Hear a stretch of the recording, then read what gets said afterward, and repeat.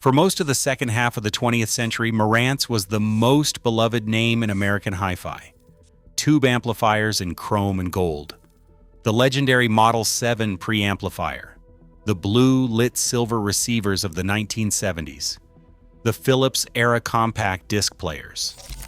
Owners did not just like Marantz. They believed in it. And then, sometime in the early months of 2024, the medical device company that had bought the Marantz brand only 2 years earlier announced it was looking to sell. It was the 7th time the company had changed hands since Saul Marantz finished the first one in his basement in Queens. Each new owner had paid more for it. Each new owner had cared about it a little less. The machines kept playing in living rooms around the world. The company that built them, in any meaningful sense, had already been sold for parts decades earlier. To understand how a brand that audiophiles still treat as sacred ended up as a financial asset on the balance sheet of a pulse oximeter manufacturer in Irvine, California, you have to start in a small house in Kew Gardens, New York, in the autumn of 1952. The man at the workbench in that basement was named Saul Bernard Marantz. He had been born in New York City in July 1911, into a family of modest means. And he grew up to become a commercial graphic artist working out of small studios in Manhattan. By day, he designed advertising layouts, magazine spreads, and product packaging. By night, in the basement of the small wood frame house where he lived with his wife Jean, he taught himself audio engineering from textbooks, magazines, and the increasingly sophisticated parts catalogs that arrived in the mail from the Allied Radio Corporation in Chicago and the Lafayette Electronics in New York. He had no formal training in electrical engineering. He had a graphic artist's intuition for proportion and balance, and he had the kind of obsessive listening ear that only comes from years of unstructured personal exploration. The first piece of audio equipment he ever built was, as is so often the case in this story, an attempt to solve a personal problem. The phonograph preamplifiers commercially available in 1951 were, in his judgment, not good enough to reproduce the orchestral records he was buying every week from the small classical record shops on the Upper West Side. He set out to build one that was.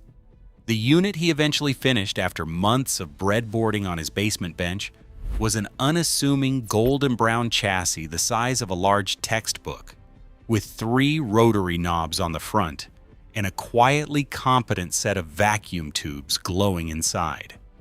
He called it the Audio Consolette. It was, for the first 18 months of its existence, a piece of equipment that existed only in his living room. What changed everything was that several of his audiophile friends in the New York area heard the Consolette playing in his apartment and asked if he could build them one. Saul, who had a graphic artist's sense of how to package and number things, started taking orders.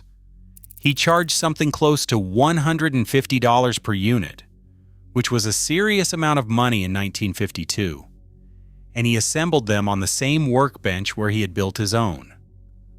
By early 1953, the side business had grown enough that he formally founded the Marantz Company, registered to a small workshop space on Park Avenue in Kew Gardens. Within 2 years, Marantz Company units were being reviewed in high-fidelity and audio magazines, recommended in the New York hi-fi shops on Cortlandt Street, and shipped to a small but rapidly growing network of audio enthusiasts across the United States. Saul kept his graphic art commercial work for several years longer than he strictly needed to, partly because he was cautious by temperament, and partly because he genuinely enjoyed both careers. But by the late 1950s, the audio company had outgrown the basement, the Park Avenue workshop, and his own ability to build everything by himself. He hired engineers. The most important of those hires was a soft-spoken Bell Labs alumnus named Sidney Smith, who would go on to design most of the products that defined the company's golden era. The product that fixed Marantz's reputation as the finest American hi-fi brand of its generation arrived in 1958. It was the Model 7 preamplifier, a low-slung gold faceplate, vacuum tube unit with 7 tubes glowing through ventilation slots and a series of solid-feeling rotary controls along its front panel that audiophiles still talk about today, the way woodworkers talk about pre-war Stanley hand planes. The tone control circuits inside the Model 7, designed by Sidney Smith with input from Saul, used a step attenuator topology that allowed listeners to adjust the bass and treble in fixed, precise increments, rather than along a continuous arc. The phono stage was carefully laid out to minimize hum from the surrounding chassis. The internal point-to-point wiring was, by reports of restorers who have opened original units, almost obsessively neat. Inside the company, the Model 7 was built by hand on a small assembly bench in the Kew Gardens workshop, with each unit going through a multi-stage listening test before it was shipped to the dealer. The Model 7 measured well by the standards of any preamplifier of its era, including the much more expensive professional broadcasting equipment. And it sounded, in a properly set-up system, exactly the way Saul Marantz had wanted his original consolette to sound.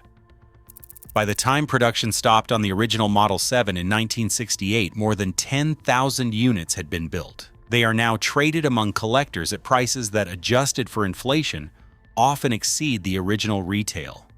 The matching Model 8B power amplifier of 1960 and the more ambitious Model 9 monoblock amplifier released that same year became the standard reference for what an American tube amplifier should aspire to be.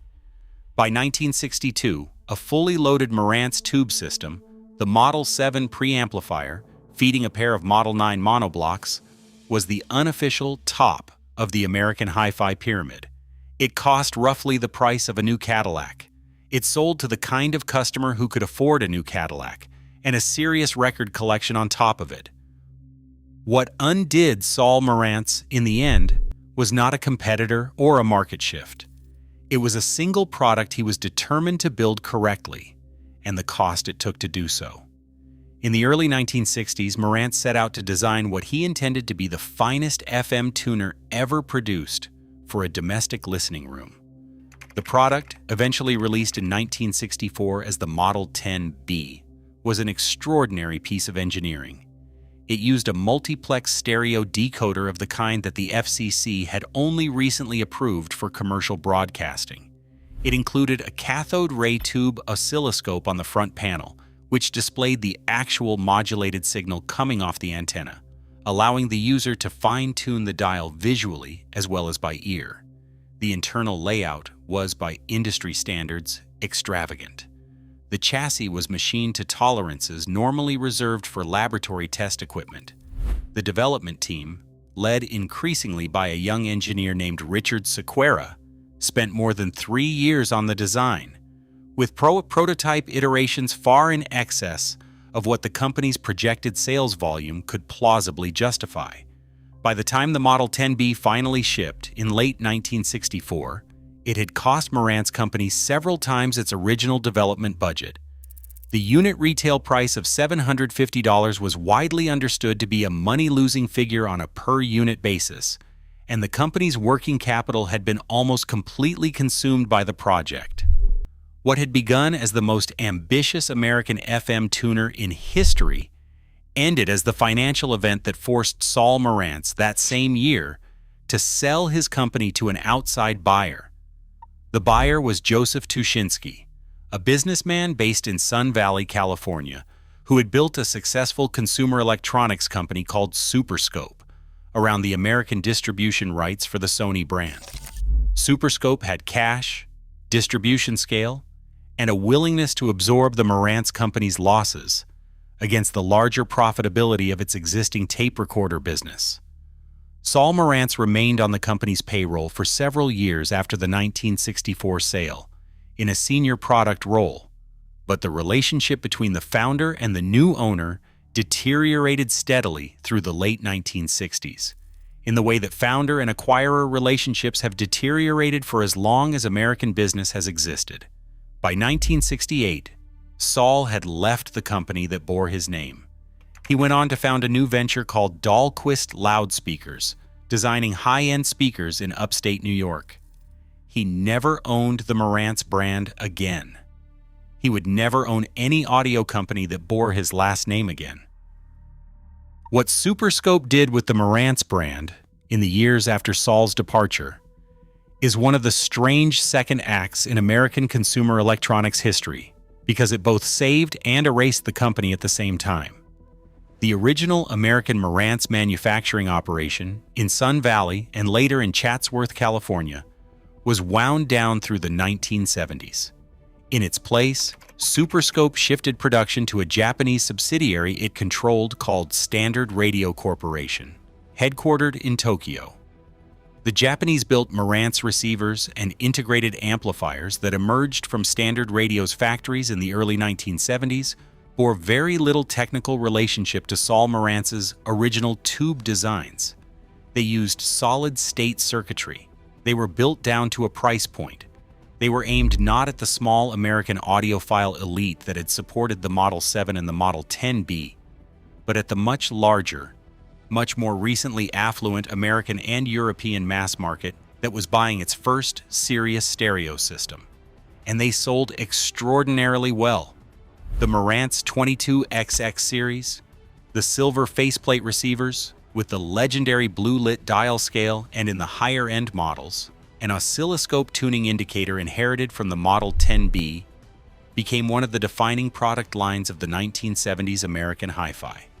The Marantz 2270, the Marantz 2275, the Marantz 2325, and the top-of-the-line Marantz 2385 are still traded today on vintage audio forms at prices several times their original retail.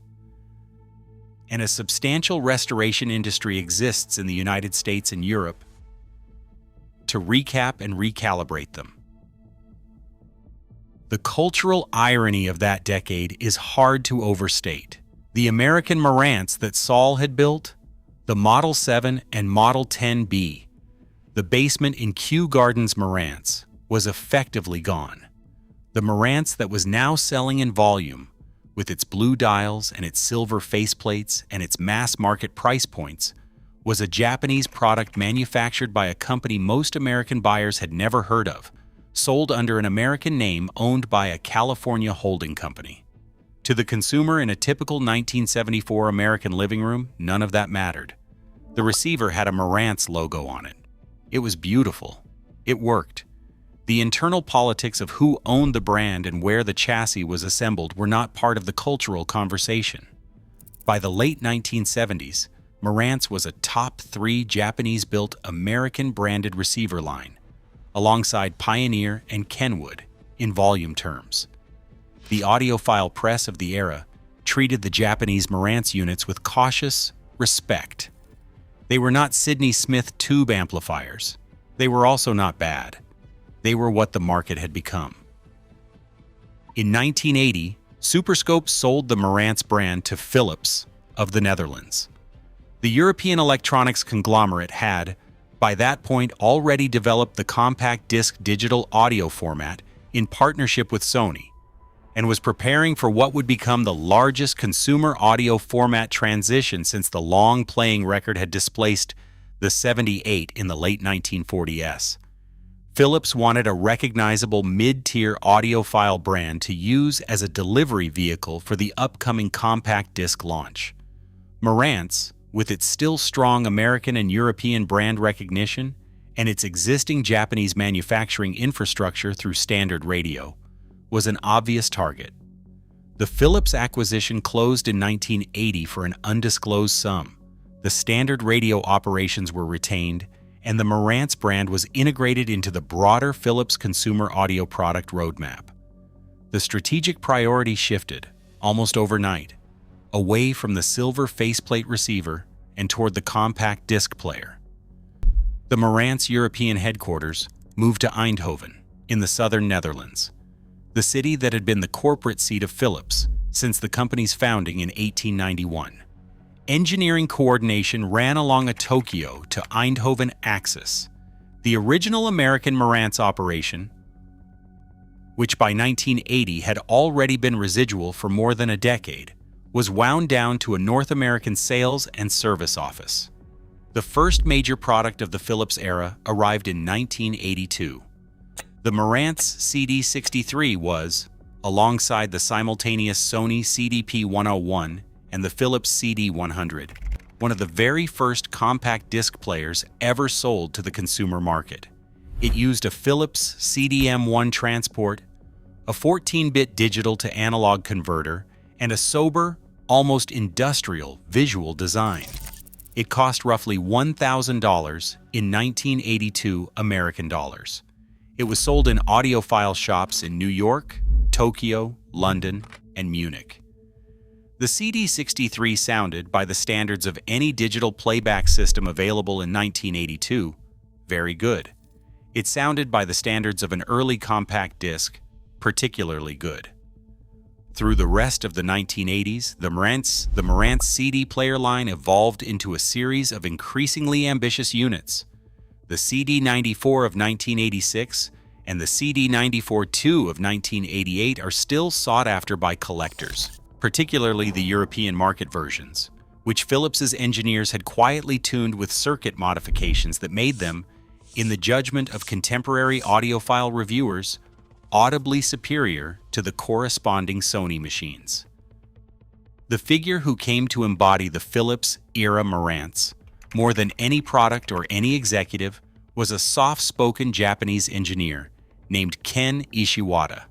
He had joined Marantz in the late 1970s as a Japanese market technical specialist, and through the Philips era, he gradually evolved into the company's official brand ambassador, listening engineer, and tuning consultant. Ishiwata's listening room in the Marantz European headquarters in Eindhoven became, through the 1990s, one of the most respected hi-fi reference rooms in the industry. The line of products he personally signed off on, sold under the KY signature designation, were limited production units with carefully selected internal components, often at prices well above the standard model line.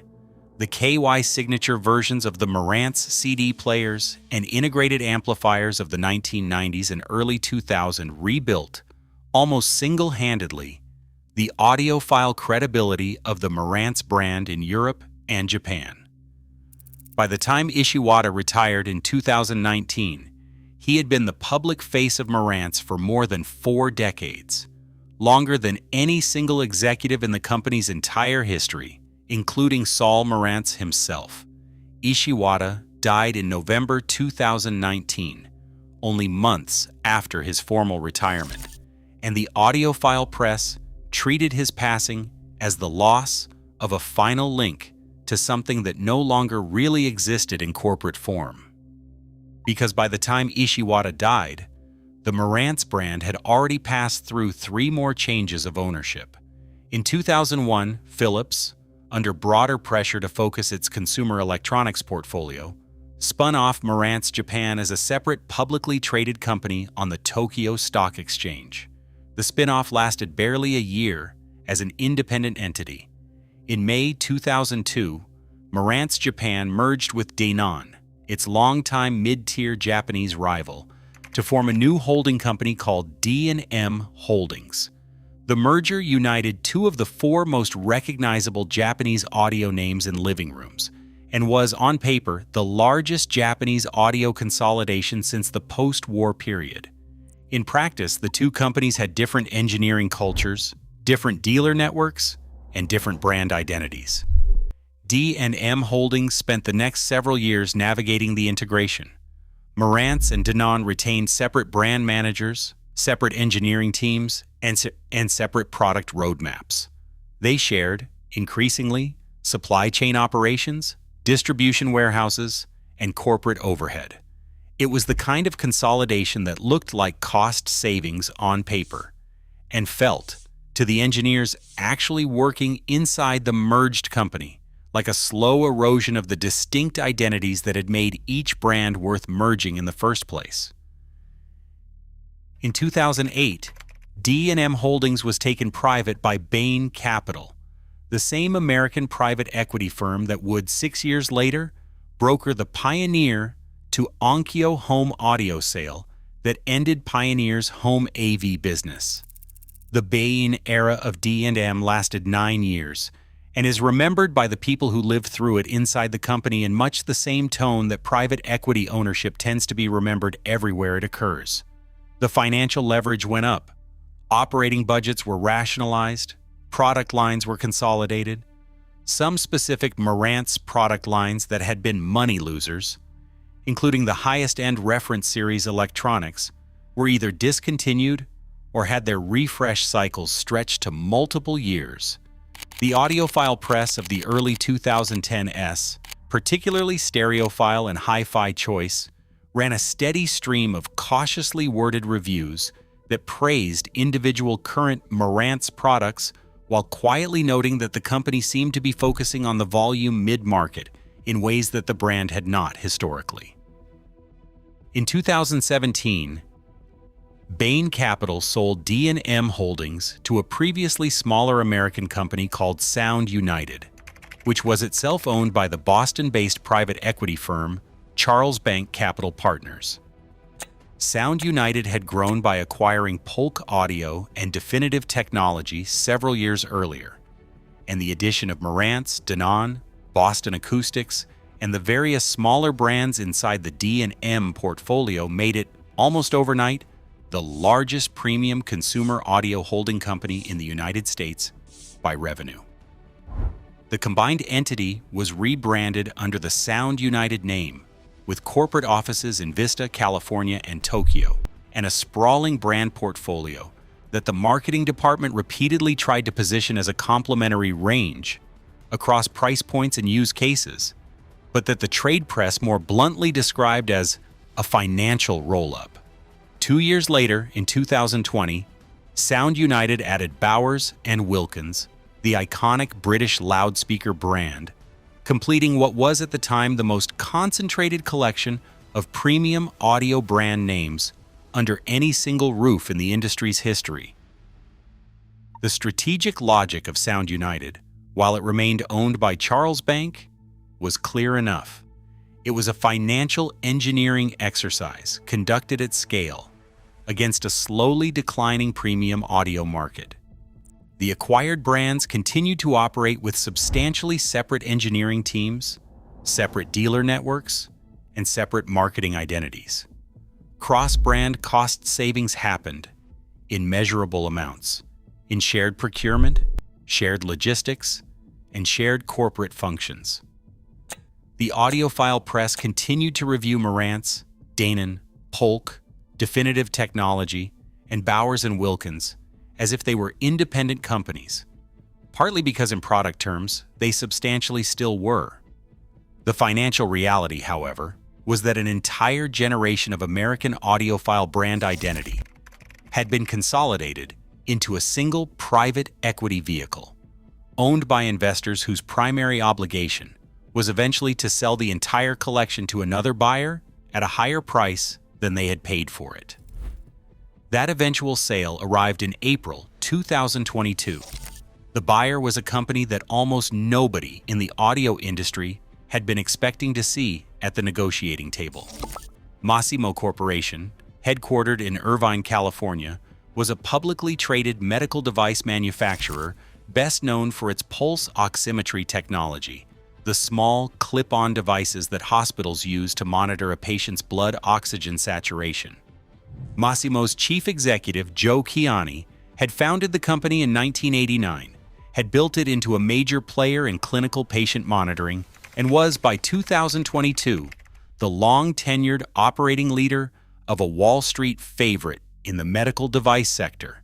The Sound United acquisition closed in April 2022 for a transaction value of approximately $1 billion. Masimo financed the deal substantially through new debt. Chiani, in interviews and on quarterly earnings calls in the months that followed, described the strategic rationale as a combined audio and health monitoring platform. in which Masimo's underlying sensor technology and signal processing expertise could be integrated into the consumer audio products of Marantz, Denon, Polk, Definitive Technology, and Bowers and Wilkins, creating a new category of consumer health audio devices for the home environment. Wall Street analysts who covered Masimo did not understand the rationale. Wall Street analysts who covered consumer audio did not understand the rationale. By most accounts, neither did the marketing teams inside the acquired Sound United brands themselves. What followed was one of the more public corporate train wrecks of the 2020s, conducted across the proxy statement filings of an obscure medical device manufacturer, and watched with horrified curiosity by the entire premium audio industry.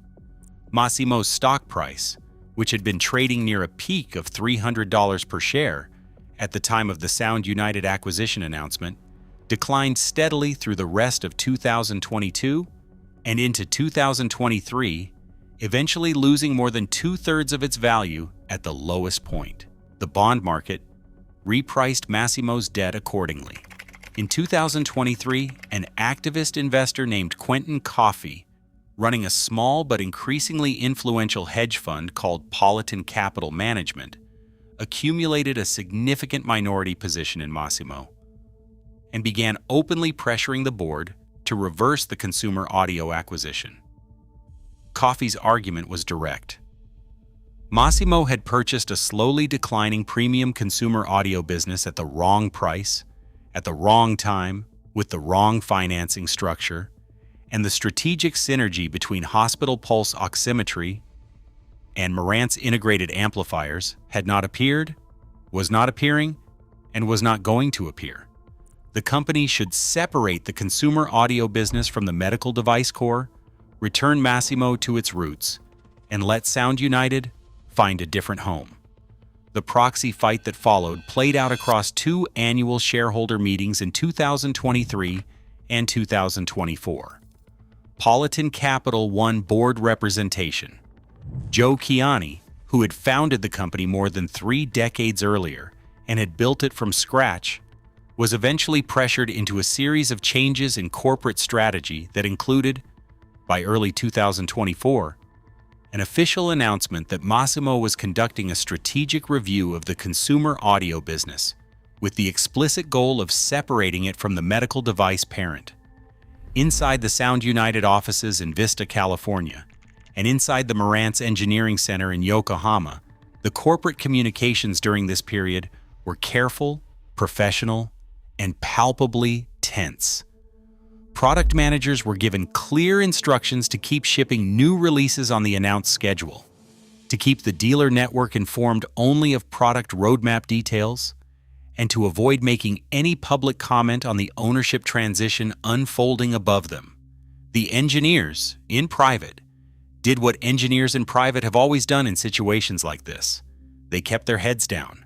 They finished their current development cycles. They polished their resumes.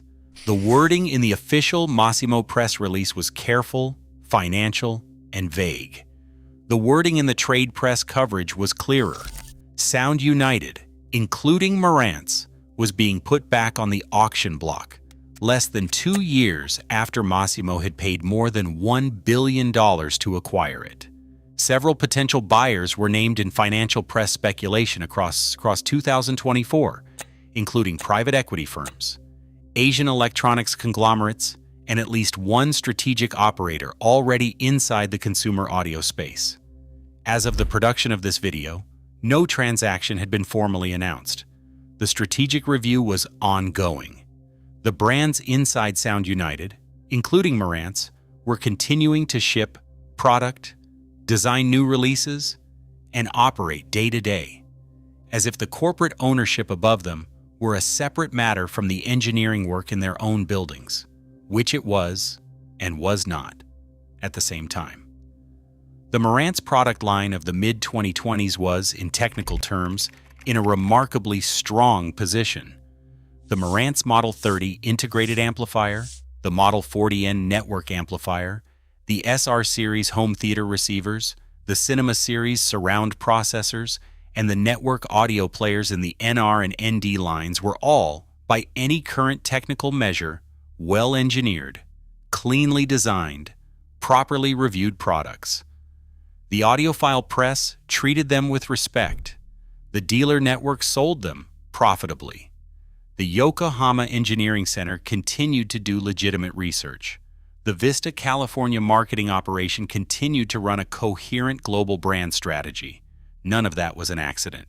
It was the product of decades of accumulated engineering culture inside the Marantz organization, layered on top of the original Sidney Smith and Saul Marantz design philosophy, refined through the Philips era and the Ken Ishiwata tuning years, and preserved, sometimes despite the financial gymnastics happening above it, by the engineers and product managers who had simply continued to do their jobs through 6 successive ownership transitions. Saul Marantz died in May 1997 at his home in Schaumburg, Illinois, at the age of 85. He had spent the final decades of his life as a quiet elder figure in the American audiophile community, occasionally appearing at industry events, occasionally speaking with younger engineers about tube circuit design, but never again as the operational leader of the brand that bore his name. He had not owned the Marantz Company since 1964. He had not worked there since 1968. He had watched it move from his basement in Kew Gardens to Sun Valley to Chatsworth to Tokyo to Eindhoven and back to Tokyo again, while the products had moved from his Sidney Smith tube preamplifiers to standard radio receivers to Philips compact disc players to Ken Ishiwata signature integrated amplifiers, and finally to Sound United era network audio devices. He had not lived to see the Bain Capital era, the Sound United era, the Masimo era, or the strategic review that, in 2024, would put his company on the market for the 7th time. By the time he died, the company he had founded had already become something fundamentally different from the company he had built. What does survive in 2026 is more complicated than any obituary can quite capture. The Marantz brand is technically alive, profitably operating, and currently for sale. The engineering work being done in Yokohama is real engineering work. The product reviews in Stereophile and What Hi-Fi are real reviews of real products that real people are buying for real listening rooms. The dealer network in North America, Europe, and Asia is selling new Marantz integrated amplifiers and network audio players in volumes that, while smaller than the 22XX series receiver glory days of the 1970s, are still material in the premium audio category. The brand identity, the gold and black faceplate, the round porthole display window of the Model 30 series, the careful typography of the Marantz logo, are all coherent and consistent design choices flowing from a real corporate visual system. None of that is fake. All of it exists. But what does not survive, and has not survived for a long time, is any continuous corporate ownership thread connecting that current Marantz brand to the basement in Kew Gardens, where Saul Marantz first wired up the audio consolette in 1952. The current company is, in the most literal corporate sense, the 7th successive owner of a brand name and an associated set of intellectual property assets. Each ownership transition has been, on its own terms, a legitimate business transaction. None of them have individually been the act that killed the original Marantz company.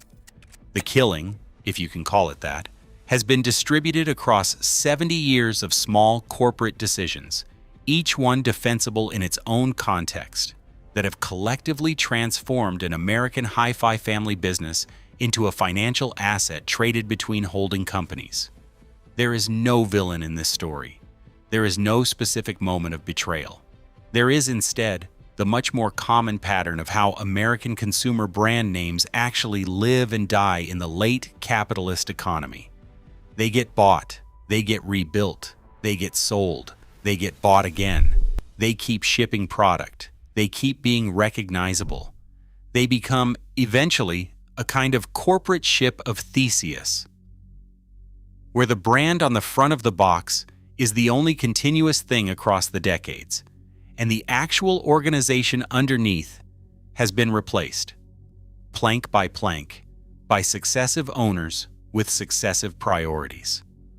Somewhere in a quiet suburban basement in upstate New York or in a vintage stereo shop on a side street in Tokyo, an original Marantz Model 7 preamplifier from 1962 is warming up right now, its 7 vacuum tubes glowing softly through their ventilation slots, feeding signal to a pair of Model 9 monoblock amplifiers that someone has carefully recapped and biased back to factory specification. That preamplifier was assembled in a small American workshop by employees who reported ultimately to Saul Marantz himself, in a corporate organization that has not legally existed for almost 60 years. It will keep playing with reasonable maintenance for another generation. That is the strange thing about the slow burial of brands like Marantz, like Pioneer, like Onkyo, like the entire American and Japanese mid-century hi-fi industry. The corporate owners change, the brand names get sold, the financial assets get rolled up into private equity portfolios and medical device subsidiaries. The actual physical machines, in actual physical living rooms, just keep doing the only thing they were ever asked to do, which is to play music for the people who own them. They will outlive all of this. They probably already have. There is, in the Marantz story specifically, a final irony worth naming. Saul Marantz had originally sold his company in 1964 because of the development costs of a single ambitious product, the Model 10B FM tuner, that he had insisted on building correctly even when the financial discipline would have argued against it. 60 years later, the consumer audio brand he had founded was being sold again by a medical device manufacturer because of the financial discipline of an activist hedge fund that had concluded the brand had no business being inside the medical device parent in the first place. Both transactions, separated by 6 decades, were responses to the same underlying dynamic. The Marantz brand has always sat at the awkward intersection of audiophile craftsmanship and corporate financial reality, and every owner who has ever held it has eventually had to decide which of those two things mattered more, and has eventually decided in favor of the financial reality. There is no reason to believe the 8th owner will decide any differently. If you want more stories like this one, the slow corporate erasure of the cultural empires that built the consumer century, subscribe. There are more obituaries coming. The auction block keeps filling up.